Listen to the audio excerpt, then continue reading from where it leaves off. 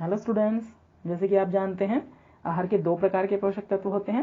पहले होते हैं वृहद पोषक तत्व यानी कि मैक्रोन्यूट्रिएंट्स, और दूसरे होते हैं सूक्ष्म पोषक तत्व यानी कि माइक्रोन्यूट्रिएंट्स। तो आज के इस वीडियो में हम माइक्रोन्यूट्रिएंट्स पर चर्चा करेंगे कि ये सूक्ष्म पोषक तत्व क्या होते हैं, और इन सूक्ष्म पोषक तत्वों में से विटामिन के बारे में जानेंगे कि विटामिन क्या होते हैं। तो चलिए सबसे पहले यह जानते हैं कि सूक्ष्म पोषक तत्व किसे कहते हैं। सूक्ष्म पोषक तत्व यानी कि लघु पोषक तत्वों में खनिज और विटामिन सम्मिलित किए जाते हैं।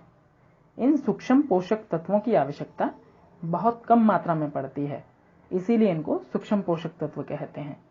ये पोषक तत्व शरीर के सामान्य रूप से कामकाज करने हेतु अत्यधिक आवश्यक हैं। इन पोषक तत्वों का प्रमुख कार्य शरीर में विभिन्न रासायनिक प्रतिक्रियाओं को घटित होने में सहायता करता है।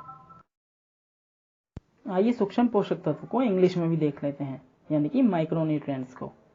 Vitamins and minerals are commonly referred to us micronutrients. They are called micro because our body needs only small quantities of them for survival. चलिए इन पोषक तत्वों में से अब ये देखते हैं कि विटामिन क्या होते हैं। विटामिन्स भी प्रोटीन, कार्बोहाइड्रेट्स और वसा की तरह भोजन का मुख्य तत्व होते हैं।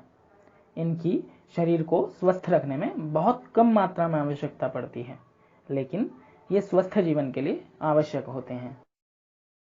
विटामिन्स विभिन्न प्रकार की बीमारियों से हमारे शरीर का बचाव करते हैं तथा शरीर में बीमारियों के विरुद्ध प्रतिरोधात्मक शक्ति को भी बढ़ाते हैं। प्रतिरोधात्मक शक्ति मतलब हमारे शरीर में एक इम्यून सिस्टम होता है, ये उसको भी मजबूत करते हैं। इम्यून सिस्टम का क्या काम होता है? शरीर को किसी भारी तत्व जैसे वायरस हो, बैक्टीरिया हो या बीमारी पैदा करने वाला कोई कारक हो, उससे बचाव करता है शरीर का ये। तो इस तरीके से विटामिन हमारी प्रतिरोधात्मक शक्ति को बढ़ाते हैं और बीमारियों से लड़ते हैं। ये शरीर के सामान्य विकास में अपना महत्वपूर्ण योगदान देते हैं। सामान्य विकास मतलब हमारे शरीर का जो विकास है वो लगातार होता रहता है, इसमें बहुत महत्वपूर्ण परिवर्तन होते रहते हैं। जैसे शरीर का भार बढ़ता है, बदलता है, लंबाई बढ़ती है और शरीर का आकार बदलता रहता है। तो इस तरीके से हमारा शरीर विकसित होता रहता है। तो ये हमारे सामान्य विकास में अपना महत्वपूर्ण योगदान भी देते हैं। यदि भोजन में विटामिन की कमी हो जाए तो शरीर को अनेक प्रकार की बीमारियां लग सकती हैं। जैसे कि अभी बताया था, ये इम्यून सिस्टम बढ़ाते हैं जो कि बीमारियों से बचाव करता है। इम्यून सिस्टम कमजोर होगा तो हमें बीमारियां भी घेर सकती हैं। उदाहरण के लिए, यदि आहार में विटामिन सी शामिल ना किया जाए तो इसकी कमी से होने वाला रोग अर्थात स्कर्वी रोग हो जाता है। अब देखिए स्कर्वी रोग क्या होता है? इसको शीतार्थ भी कहते हैं।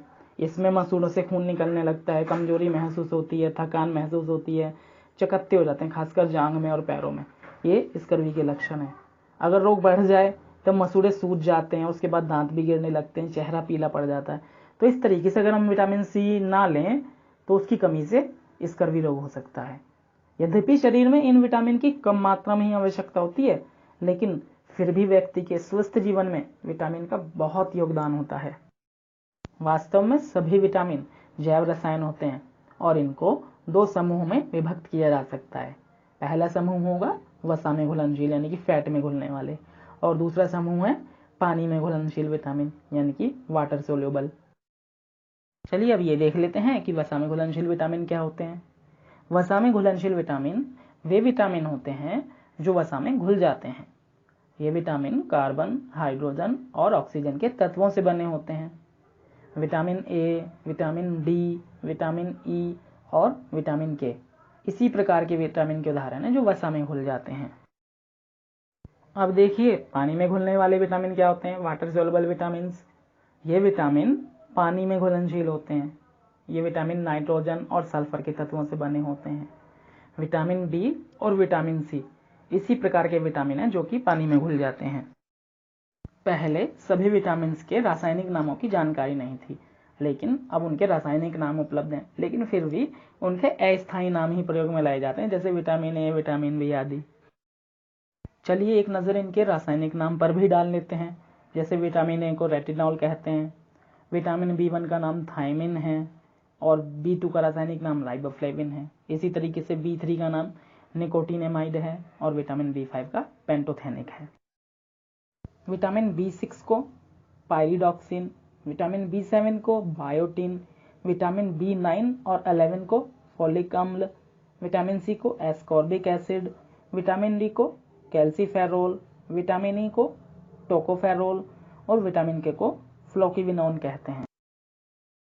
इन सभी विटामिन की विस्तृत चर्चा हम अगले वीडियोज में करेंगे। आइए विटामिन को इंग्लिश में भी देख लेते हैं। Vitamins are needed by our body in very small amount. They keep us healthy by helping the body fight disease. They also help our eyes, nerves, gums, skin, etc. to function properly. Vitamins consist of two groups, fat and water soluble. तो students, इस video में इतना ही। इन vitamins की और अधिक जानकारी के लिए हमारे आगे के वीडियोस जरूर देखें। Thank you, have a nice day.